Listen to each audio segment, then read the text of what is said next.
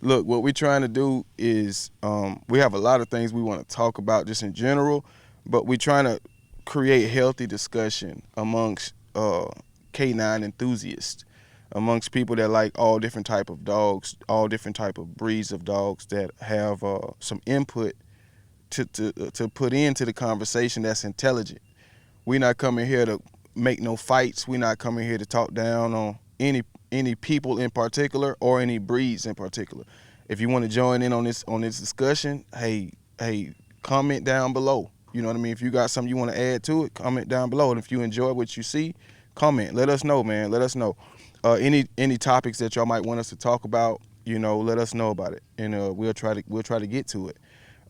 Today we're gonna be talking about really dog aggression, man. There was a case in California where a man dogs mauled him to death.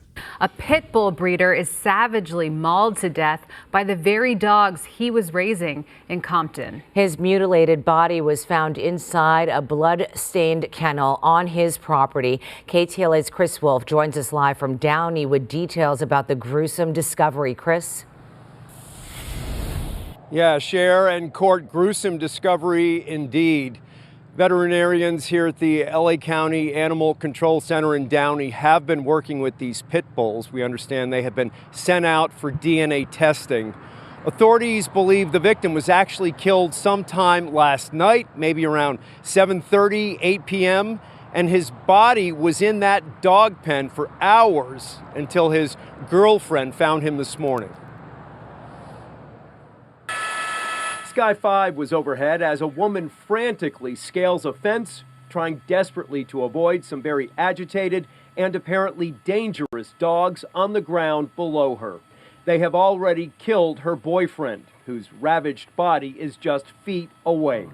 The deadly pit bull attack happened at a home on North Thorson Avenue in Compton.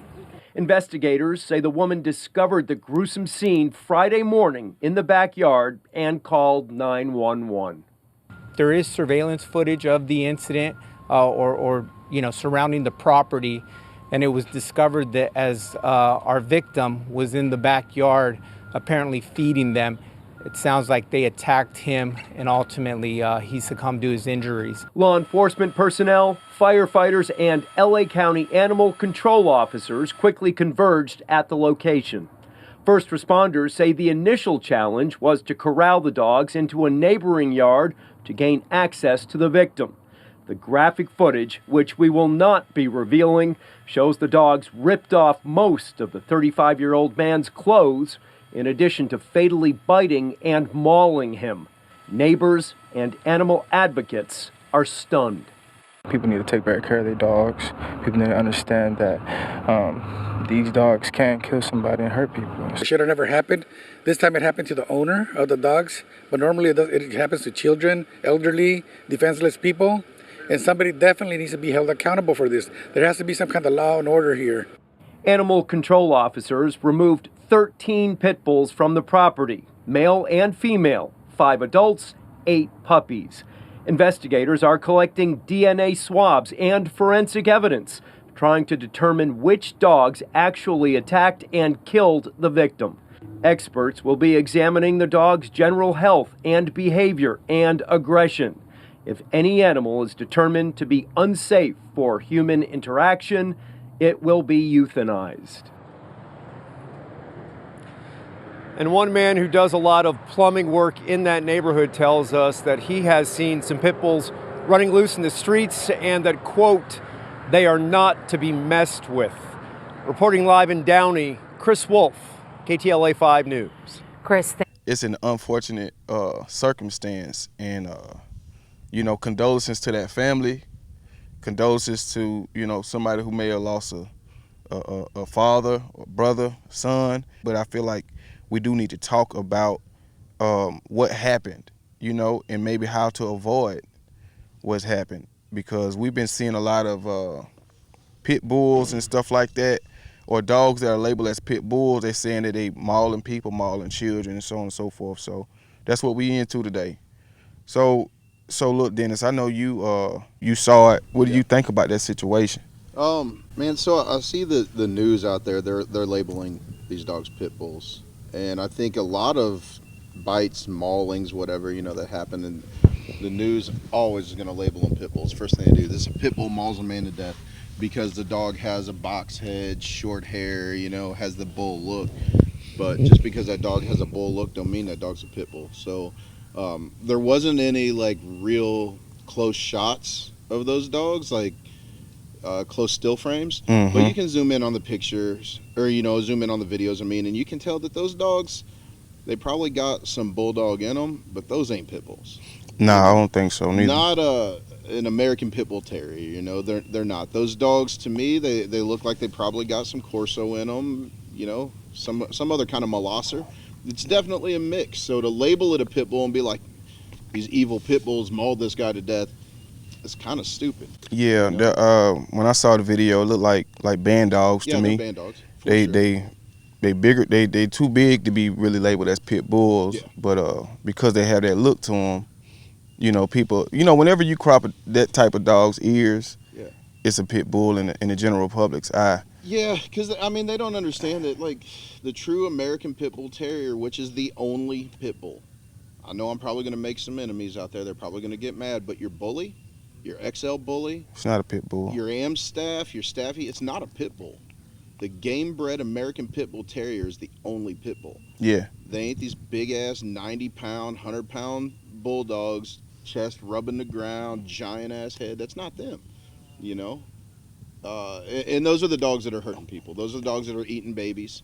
Those are the dogs that are mauling people to death. The ones that they're mutts. They've been mixed up with whatever to get the color. Neo-Mastiffs to get the blues, or, Corsos to get the size for the XXL. Whatever it is they're mixing in, they're creating some imbalance. And those are the dogs that are doing it. So to label those dogs pit bulls that are really just mutts, I don't know, man. I think it's a little treacherous. You're on a slippery slope. If it is pit bulls, like real pit bulls that's doing these things to people, then okay, we're gonna label them and we're gonna know what breed that is. We're gonna say this is what it is, but we don't want to misjudge a breed and say all of these dogs are this. Yes, exactly. When they're not that. We can't label everything is not a pit bull. Yeah. I think the general public just got to become like educated on what is this, that they're looking at. We see them come in for training too. Rescue dogs, as people come in, they're like, the shelter told me this is a pit bull mix. Like, man, you can clearly look at this dog and tell it's not a pit bull. It's probably a lab. It's probably some German Shepherd. Maybe it's some blackmouth cur. Who knows? But it's not a pit bull. But I think anything that has a boxy type head is going to get that label, even though it's 9 out of 10 times mislabeled. So, and that's why the pit bulls got such a bad rep, because unscrupulous breeders creating these XLs, creating blues, creating all that, man, they start to mess with the genetics, and you start to add in a dog that has gameness, a dog that has aggression, and then you mix in something that is kind of nervy, like a Corso. Something unstable, and boom, you got a recipe for disaster, and then here it goes. Pit bull. Now look, guy. I'm gonna call out what Dennis just said. Yeah, I just made some people upset. I'm gonna call out what he said, and I'm gonna show you why he said it like he just said it. He was talking about the full pit bull and what they might have mixed into it to make it a little unstable, and he didn't want to make nobody mad, so he said Corso under his breath because he didn't want to say make nobody mad. But that's I'm highlighting that because that's the environment we in, is when people that know these dogs and deal with the average Corso. The average. I'm not saying this is the breed standard, but the average one that's coming through your facility, the average one when you're going to do an evaluation, they're shaky, they're nervous, and they're from all over the world. They're dogs from out of the country. It's not just America. So he didn't want to make nobody mad. Yeah, the Corso is not. This is a very, I guess, a very generalized statement when I say Corso, because they're not all nervous, they're not all scary. Yeah. In fact, my buddy Jason brought us one in. His little girl Xena, she came in for like a 2-week puppy foundation. Bro, this Corso was the most amazing puppy. Probably, definitely, without a question, the top 2 puppies that we've had in the last year. And one being a Rottweiler, this one being the Corso. Yeah. 2 pups were phenomenal, dude. I mean, she was a Corso that was like not like any other Corso we've seen. Like you said, we get a lot of nervous ones, but I got one. I got a buddy who I trained this dog. He has a beautiful Corso, good nerves, looks good. I mean, they're out there. Yeah. They're out there, but it's just we don't see them frequently. So when we do see them, we're kind of like, oh man, it's a nice dog, because we're just not used to it anymore. But getting back to the Pitbulls. Yeah, back to the situation. You know, when you raising them kind of dogs in your yard, I don't know how many dogs that this man 13. had. He had 13. He had 13 dogs that they are labeling pit bulls. There was 8 puppies and 5 adults. Okay. And so in this situation specifically, there was a little bit of surveillance that they caught of the attack. Wow. He was said to be feeding the dogs, the adults, and a fight broke loose, and I don't know what happened after that, but they didn't catch like all of it, but on the surveillance they saw that he was feeding, a fight broke out between them, and then we have the unfortunate. Did you get to see any of the surveillance? No. That would be nice to see. Everybody think that all of these dogs will turn on you. They think that the average band dog, the average pit bull, the average Corso, Rottweiler, it will just turn on its owner, and that's just not the truth. But some of these dogs, when they get on fire like that, it's hard to calm them down, you know. And typically, let's say if you have 3 or 4 dogs and one of your dogs get out of pocket, usually another one of your dogs will come and check that dog, or will come and send some level of a signal to kind of check it. I'm not saying that all band dogs are going to do that, but it will happen sometime where one of your dogs might check one of the dogs that's getting out of pocket. You know? Or pack mentality kicks in, and they all get on you. I mean, I saw a video over the summer of a dog daycare place, and there was a whole mess of dogs, man. It was a whole yard of dogs, and this poor little blonde-haired girl was stuck out because there stands out in my mind. She was the one on the yard. She's the one in the middle of this stampede, you know. One dog hit her, and before you know it, man, the whole yard was on her. And it was a mess of dogs, man. It was everything from labs to golden retrievers to German shepherds to whatever. It was just like a regular like dog daycare center. So there's always the possibility, you know, one gets out of pocket, pack mentality kicks in, pretty soon they're all following suit. Yeah. You know, which is what could have happened with this guy. You know, maybe he got into it with one of the dogs, and then the other dogs saw it, and pack mentality kicked in, and they jumped him, so to speak. The way that the report was made, it sounds like the surveillance caught the dogs getting into a fight. Oh, so and then he tried to break it up. Maybe so. I'm assuming, based on the pictures that I saw, That's I'm wild. assuming that some of the adults, like the adult dogs, were kept together. It looked like the puppies were separated, but he's believed to be a breeder. And so he had 8 puppies, you know, separated from the whole crew, and then he had the adults. And I'm assuming maybe mom was with the puppies. Because there's one picture specifically that shows like a bird's eye view, and it's somebody on top of the roof taking some measurements, and then 3 adults in the picture. And unfortunately, it's too high up to really tell, but you can very clearly see that there's separated like dog kennels and whatnot. Could have been resource guarding. It could have been a number of things, you know. Redirection. Yeah. You know, 2 dogs getting after it. And then they just hit you, just on some. They hit you, and then there you go, pack mentality, man. That's what it all comes. That's why, pack mentality is why all of those dogs mauled him together. If that's the case, you know. You have to say that. You got to, at the end of the day, no matter what, you have to come to that conclusion that they just packed up against him, and it probably was more fighting going on. He probably was the center of attention for a minute, but they was probably still going at it. If he had males in there, it was probably just crazy. Whenever a man is like a real dog man, like I would say that this man had to be to even want to raise these type of dogs, and to have 13 of them, that's a lot of work. A lot of work. That's a lot of controlling things. That takes a lot of separating the different personalities from each other, because you know them dogs gonna be wanting to fight. You're gonna have some males in there that's gonna want to fight. You're gonna have some of those females that's gonna come into heat and change the whole tune, the whole tune of the kennel.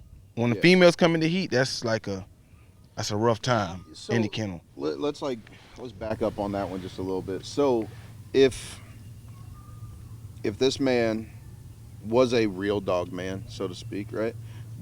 Wouldn't he know better than to have these dogs all commingled and running around together? Because I mean, I know real dog men, they got real dogs that are gonna do real bad things if they're around each other, and all them dogs stay separate. They don't put them dogs together. You don't see dog men like, you know, old school guys like Tom Garner. He knows he got dogs that are not gonna be fun. They're not gonna be cool and be friends. So they're spaced out. They're not together. So something must have happened then. Maybe this guy is not a real dog man. Maybe he's just some backyard breeding fool that got a bunch of mutts, and they're unstable mutts, and that showed through when they killed him. If this was a habit for him, like, he must have felt safe doing whatever he was doing.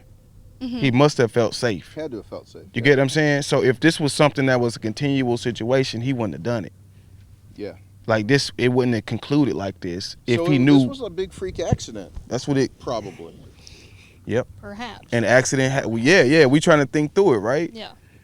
Because anything could have happened. There's a million things that could have happened. So I mean, when you're in a position to where you're not going to be safe around dogs, whatever, people, who knows, you know, but you're in a position where things could go sideways. There's 13 dogs on the yard, you know, 8 adults, whatever. I mean, you know that things could go bad.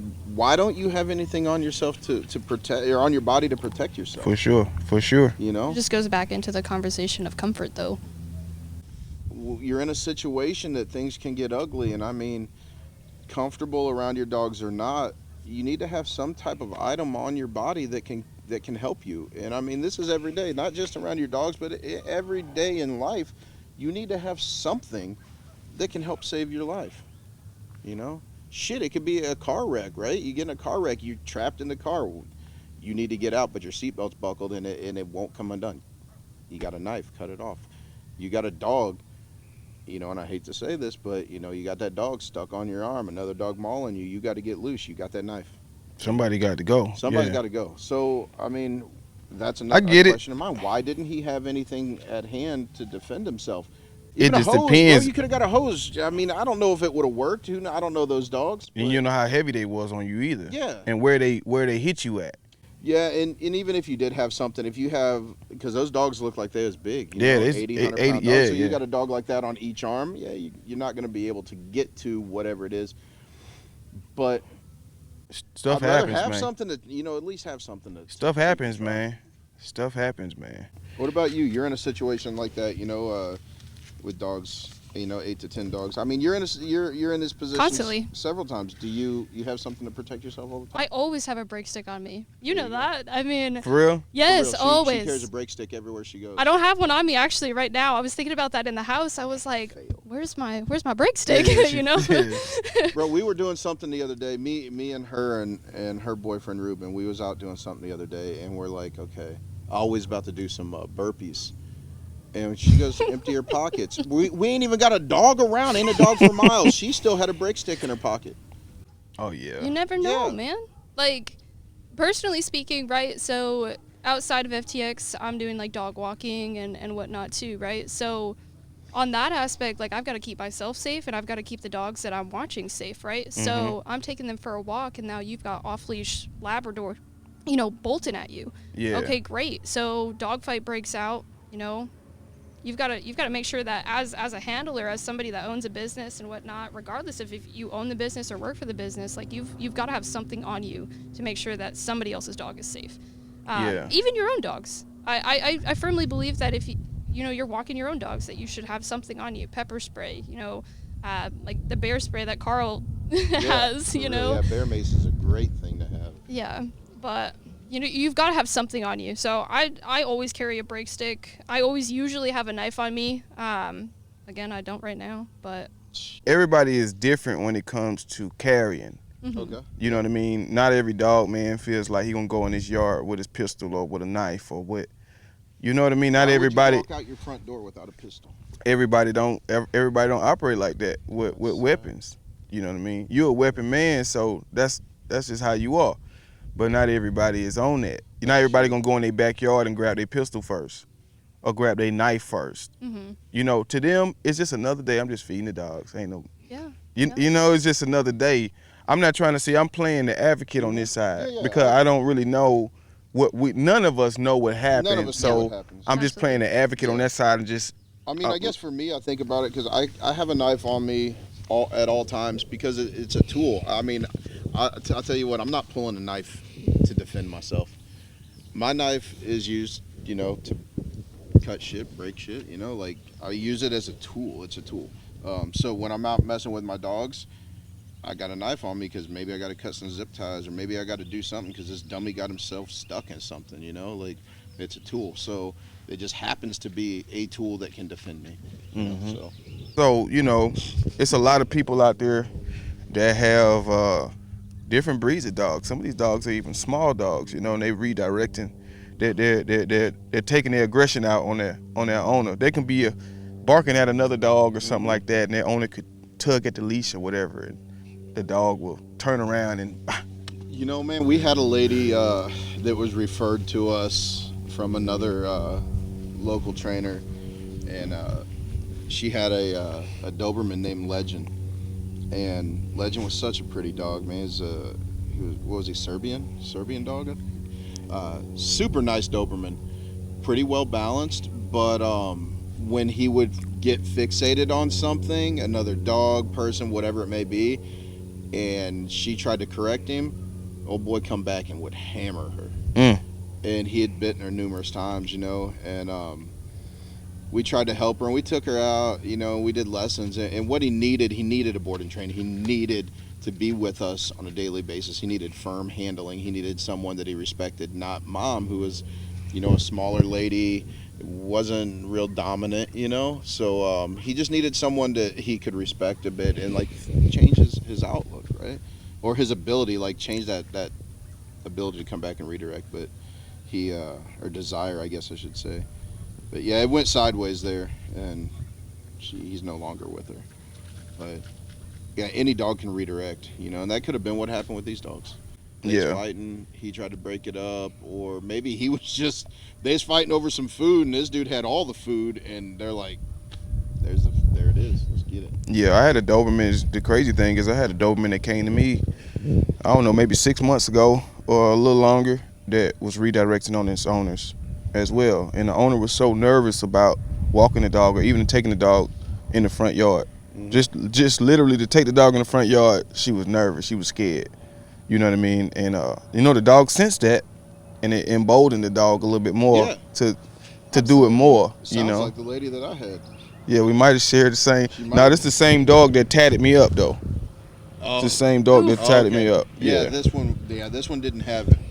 I don't think it was the same. Was his name Legend? No, I forgot the name of this dog. But it was the same thing. She couldn't even go in the front yard. If she was in the front yard and another dog down the street barked, that was it. If she tried to correct him with the collar, turn around and nail her. Yeah. So it's a lot of breeds that are redirecting, and from small dogs to big dogs, that's really redirecting and trying to bite the owner. Yeah. And a lot of people are waiting till the dog has done it 5, 6, 7 times before they're trying to get maybe a professional involved with it. Yeah, once it's already ingrained and you're not going to fix it, then they're like, hey, let's... Yeah, I had a dog that bit, I think, 17 people. It bit the whole family, cousins, everybody. I wish my dog would. A little bitty dog. Oh a little bitty dog. I was trying not to be number 18, you know? Hey, when I was a kid, my grandma spent a whole lot of money on this little show dog, Lhasa Apso. She showed him. Bro, his dog was so mean. He was so mean. He attacked me every day.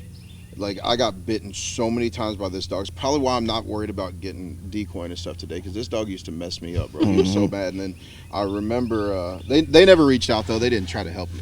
They were just like, hey, Sir Thomas is a show dog. He can bite anybody he wants. And he did. He bit all kinds of fools, like everybody. He bit everybody. He was a show dog? Yeah, he's a show dog. He's not now. Now he turned into a pancake. because he used to chase buses, and one day he caught the bus tire. This guy. Okay. This guy turned into a pancake. I remember though the day my grandpa woke me up for school, and and I'm like, "Where's Sir Thomas?" Because I'm like, I'm ready to get attacked. Yeah. I'm coming down the stairs and I ain't getting attacked. I'm like, "Where's Thomas at?"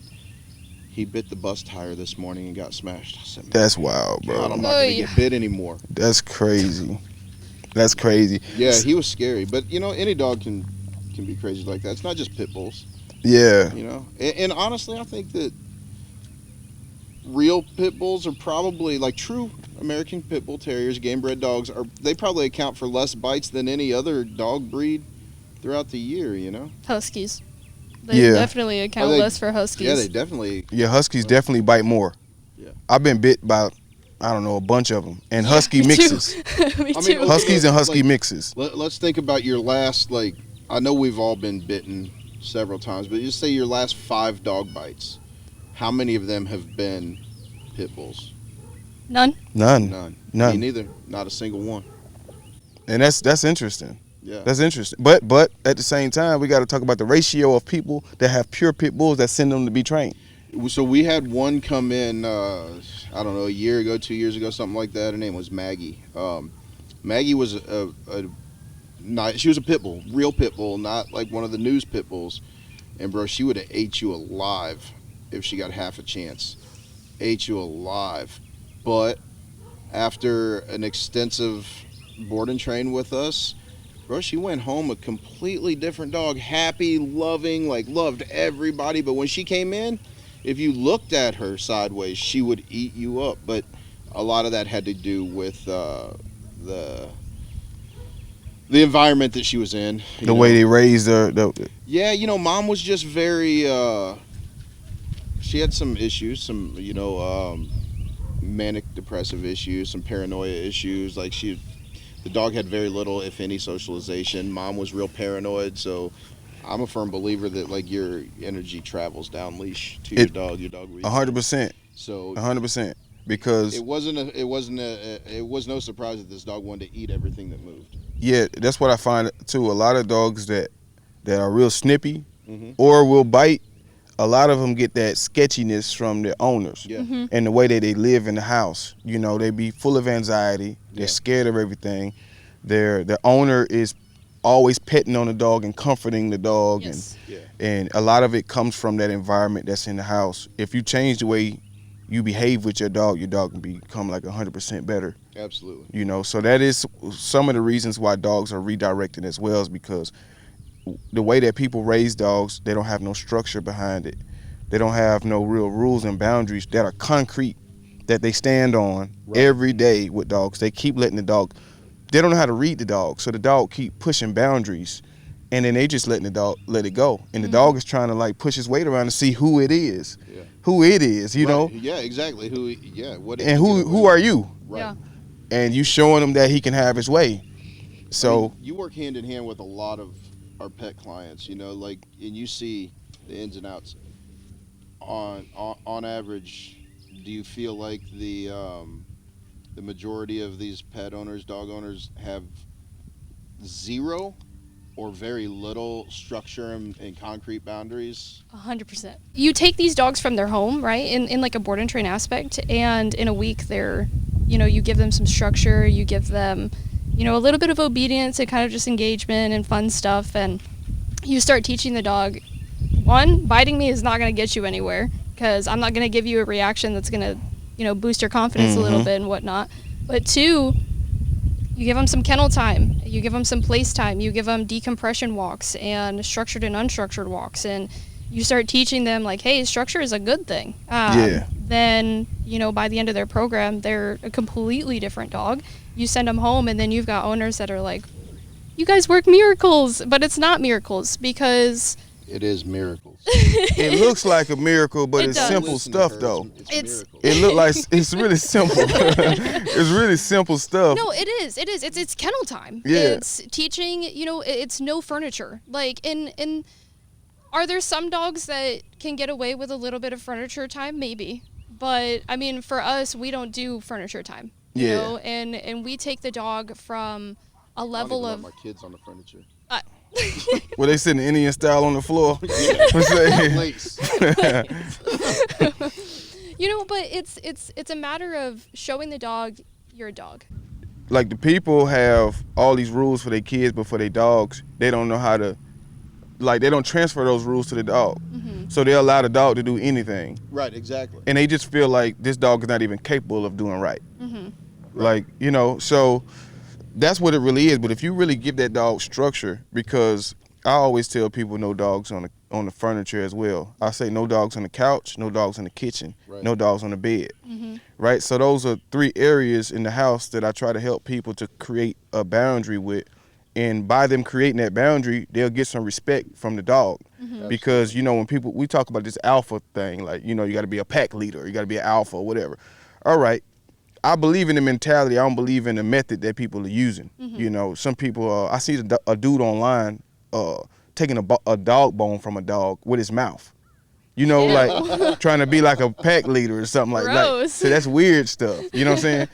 But that's not how I would. That's go not about the way. That, but okay. Yeah, and some people back in the day, they was alpha rolling the dogs. Yes, yeah. They was watching like Cesar Millan. Shout out to Cesar Millan, but they was trying to copy him and alpha rolling dogs and thinking that was gonna make them be a pack leader.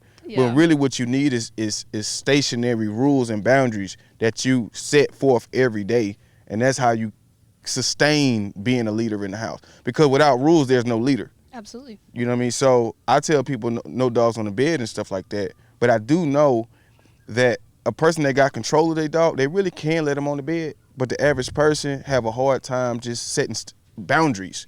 So you almost need to strip all that stuff away from them until they can, you know, get some control of the dog. You know what I mean? So once you got that, then you could incorporate all kind of other things. But there's little freedoms that you can allow a dog as long as you have the respect from the dog. I believe that. I truly do. Yeah, absolutely. But the fact is that the majority of average pet owners, they don't ever really get that respect from their dog because they don't set the boundaries. You know, the dog comes home from its breeder laying in the bed, being on the couch, like doing everything that you should instill in the dog not to do right off the bat. When the dog is cute, that's when all the rules go out the door. Yeah. Well, the issue too, though, is a lot of pet owners don't know how to read body language. What they think is cute is actually nervousness, and kind of lack of structure will lead to fearfulness. But you know, the ears back and the tail tucked and whatnot, that's cute to some people, but they don't realize that that's, hey, you know, I'm uncomfortable. This is not good. The dog's super, you know, panting, tug hanging out. And they're like, oh, look, he's smiling. So he's smiling. No, that dog is scared to death. You got some anxiety, man. Yeah, anxiety. He's about to freak or a dog climbing up your leg all the time. You know, every time somebody else come in the room, he's climbing up your leg, and you thinking this is kind of like cute. No, he's nervous. He's a fearful dog. But that leads us right back into redirection. Yeah. Because those behaviors can lead to, you know, hey, I'm not reading my dog properly. Oh, crap, my dog just bit me. Why? Hey, you know, a perfect example is when we did that eval at that lady's house with that terrified pit bull the other day. She was like, oh, yeah, they love to play and roughhouse and blah, blah, blah, and you can tell because their tail's wagging. Ooh, yeah, this was bad. It was so bad. This is so bad. The tail was so heavy in the wagon. I'm like, this is a prime example of not being able to read body language because that dog is not happy. That dog is terrified. That dog is about to express its anal glands, try and run through that fence to get away from this little mean-ass Bichon that's growling at it. You know? Like, this poor dog was terrified, but the lady saw that the wagging tail, you know, and it's, man, you know them deep wags where they're real scared. It is a lot of stuff like, I think that's overlooked a lot. Like, as trainers, we look too deeply into things sometimes. You know, we're looking for, you know, the reason behind everything with a dog. And I've got a really good buddy of mine who is a outstanding dog trainer, and we've had a lot of discussions, and he says he looks at things like a farmer, right? A farmer doesn't get deep into the psychology of what's causing this and what's causing this. What's this dog doing?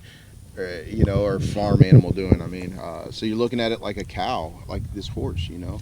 You read what it's telling you with its body.